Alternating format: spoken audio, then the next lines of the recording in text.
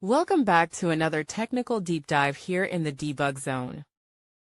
Today we're tackling a big question and breaking it down with insights from other users. Hopefully this clears up some misconceptions and helps you get the answer you need. So buckle up, stay a little curious, and let's jump right in.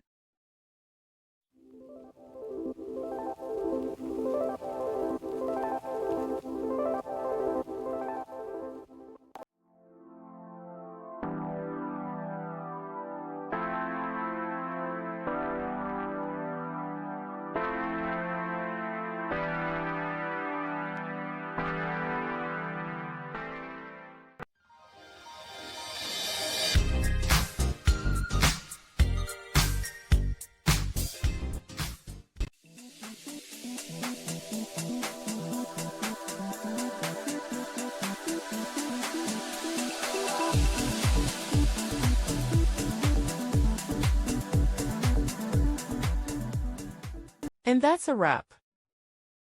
I hope you found the answer you were looking for. If you did, take a second to hit that subscribe button. It really helps out.